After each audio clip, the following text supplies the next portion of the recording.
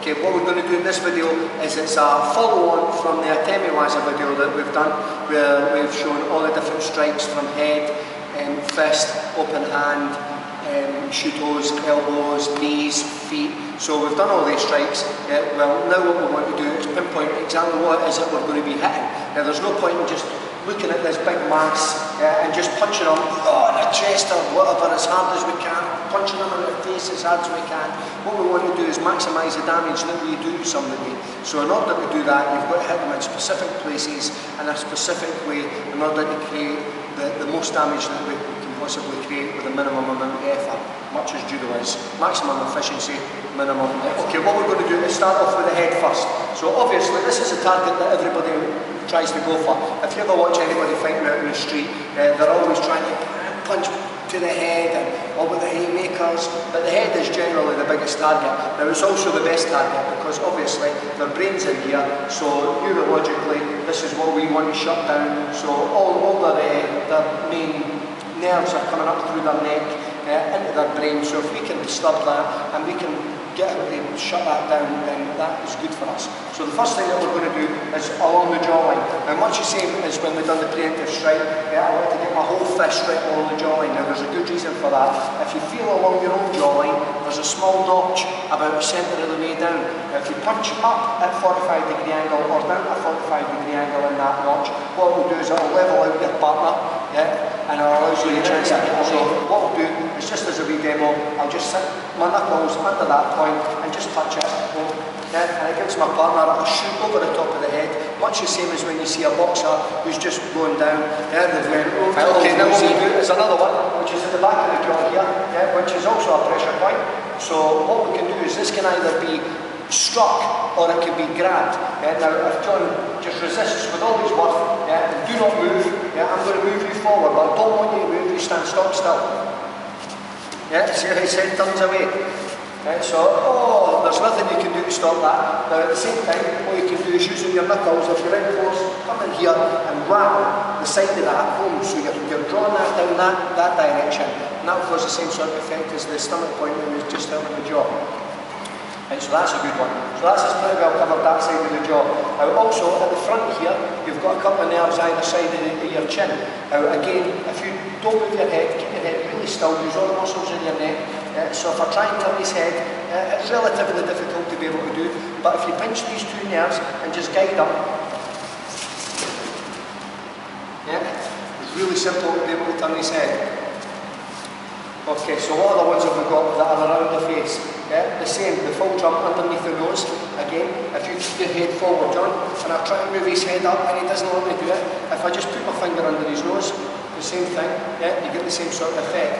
Now you can imagine that you're striking these points as well as touching them. So the one here, you're in this sort of position, you punch down and you can hit it, or from here, just a simple pop with the bottom part of your fist with this small knuckle, bang, you'll get the same effect. So that's us now got around here. Now you can do the nose as well. Now the good thing about the nose is if you hit it, is it opens the tear ducts, which is good for us. So if we're in this position and I can see that he's just about to start going for a fight, and I just put my whole hand in his face, and as soon as I do, much the same as we said in the other tape, as you hit somebody in the face, their hands automatically come up, which are a natural physiological response. If I touch him on the nose, his hands will come up to cover his face or to wipe the tears away from his eyes, and as they're covered, bang, you hit him again with your other hand. So it's dead simple, 1, 2, you've hit him, so you're hitting both his hands into his face now, so you get double the effect. Right. So now what we'll do is we'll go into the body.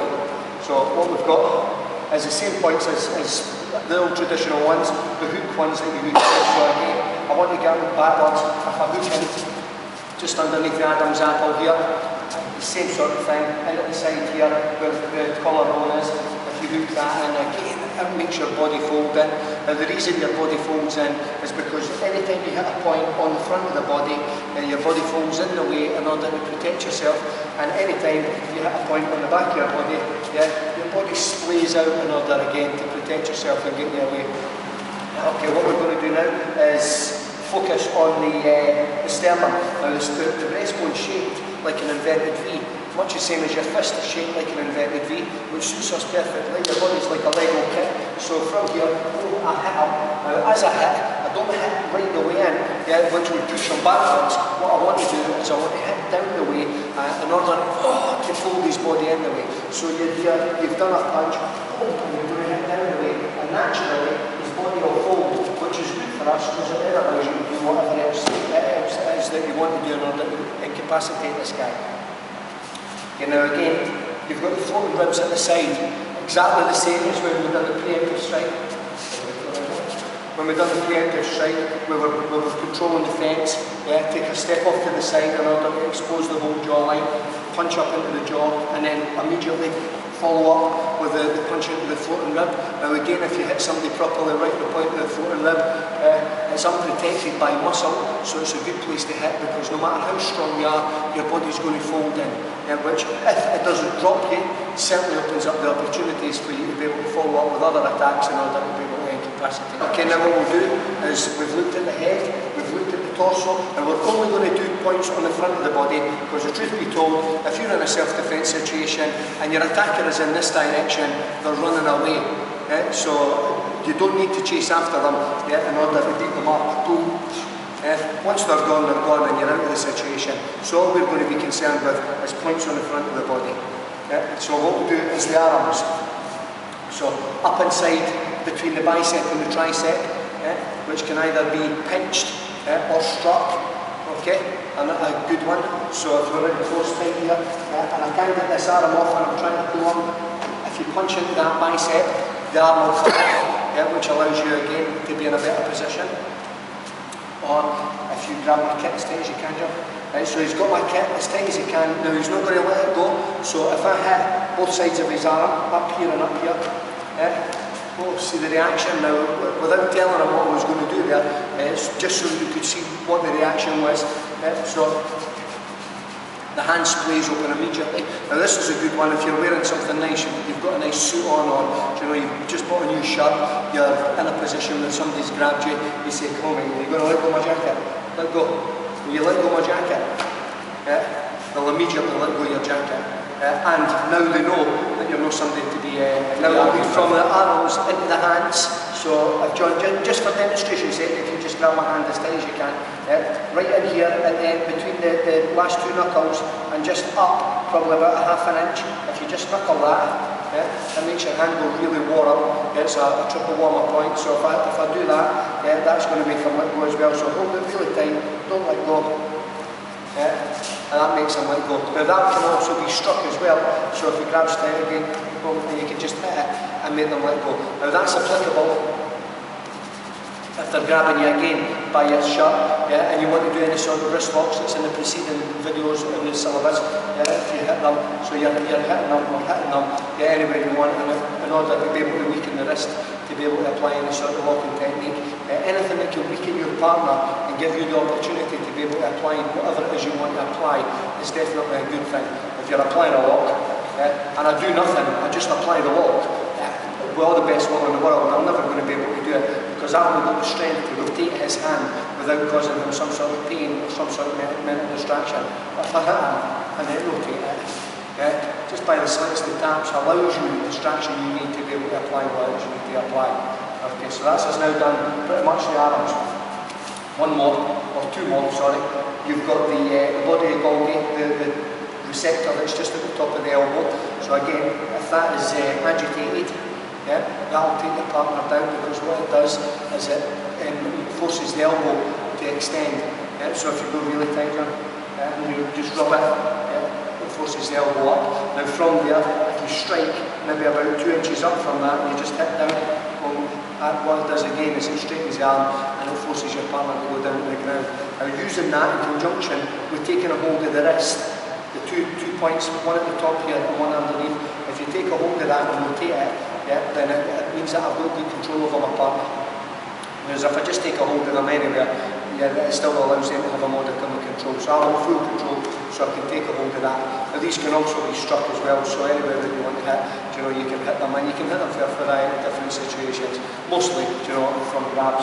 So again, you would hit that in order to be able to let the partner let you go. Okay, next is everybody's fun favourite, it's the groin. So you're arguing with some guy, again, you're controlling the fences, you're always controlling the situation with your hands as you're speaking to somebody, stepping off the line, you're talking to them, and as you're talking to them, you're moving around, not controlling them, but, you know, or not overtly controlling them, but subliminally controlling them. So from here, again, a kick in the groin. Now, like we said in the last video, if you kick into the groin, or even if you go toward the groin, every single time you do it, no matter how many times, a man will always flinch and he'll go forwards. Again, it's a way for the body to protect itself. As soon as it feels the threat, your body will close in on itself in order to protect your vital organs. One would assume that they are probably, to a man, the most vital organs. So boom, boom, and then you're off and running again. Now, if we go on from there, just put your legs down closer. Just at the top of the knee, as the knee crosses over, just at the top here. And the preceding tapes again, we will kick into the inside with this part of the ball of our foot. And what it does is you kick this, if you watch the ankle rotates. So stand up again. So here, the ankle will rotate. Now that's the sort of thing that I'm looking for. So once this is out, it allows you to keep flowing into whatever it is you want to flow in order to be able to incapacitate them again. Okay, so another one is about midway up the shin, right inside the shin bone. Just by pinching it, you get that effect. So if you get that effect by pinching it, if you kick it, you get that effect. Okay, and your partner will go down. And if you don't go down, again, you can follow up with other techniques in order to be able to incapacitate. Okay, just around back there. Right, what we'll do is at the side of the knee here, the schoolboy classic. If you put your hands at the side of your thighs, right about where your middle finger is, and your knee from here out to the front, again, that'll give you a dead leg. Now these also come in handy when we go into future videos, when we look at ground fighting for self-defence. If you're down on the ground, you're in this position, you cannot use these techniques to be able to take somebody to the ground. Well, the Mr. Miyagi special, you're down here, you've dropped your cloth, strike up, striking at the knees. So you can fight off the ground in order to bring them down, to be able to stand up and get away. Okay, so there are a lot of different places on the body that you're looking to strike, but obviously you're going to work them in conjunction with the striking video. So your hands are up here, so think through the points that you're starting to target. Think about what it is that you want to hit and how you want to hit it. And there's 1,000 different combinations of the techniques that I've learned before, and it's down to you to work out exactly what it is you're going to do in any given situation. So, good luck.